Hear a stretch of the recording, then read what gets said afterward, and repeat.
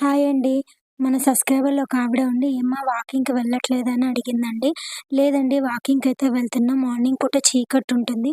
అందుకే ఫోటోస్ అయితే తీయట్లేదు. వాకింగ్ అయితే అయిపోయిందండి. ఇంటికైతే వెళ్తున్నాను.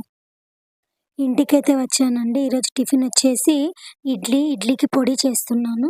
పుట్నాలు కొంచెం వేడి చేసుకున్నాక అదే ప్యాన్‌లో కొంచెం ఆయిల్ వేసి ధనియాలు, పొట్టు మినపప్పు కూడా వేసి బాగా దోరగా వేయించుకోవాలండి.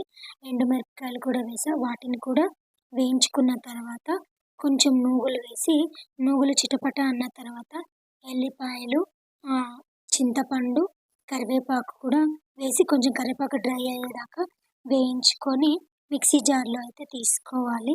ఇందులో కొంచెం షుగరు, వేయించిన జీలకర్ర, కొద్దిగా ఇంగువ, పసుపు, రుచికి సరిపడా ఉప్పు కూడా వేసి మిక్సీ పట్టుకోవాలండి. ఇడ్లీకి పొడి అయితే రెడీ అయిపోయింది. చూసారా? ఇలా బాక్స్‌లో వేసి పెట్టుకుంటే దాదాపు నెల పైనే ఉంటుందండి. మనం దోసకు గానీ, రైస్‌కి గానీ అన్నిటికి కూడా వాడుకోవచ్చు. స్కూల్ టైమ్ అయితుంది కాబట్టి ఇడ్లీలైతే పెట్టేసాను. ఇడ్లీలు రెడీ అయిపోయింది. సో, దాని మీద వేడి వేడి ఇడ్లీ పైన పొడి వేసి, నెయ్యి వేసుకొని చట్నీతో తింటే సూపర్‌గా ఉంటుంది. పిల్లలందరూ కూడా బ్రేక్‌ఫాస్ట్ చేసేసి స్కూలుకెళ్ళిపోయిండ్రు. ఈరోజు సోమవారం కదా! శివాలయానికైతే వచ్చి స్వామి దర్శనం చేసుకున్నా.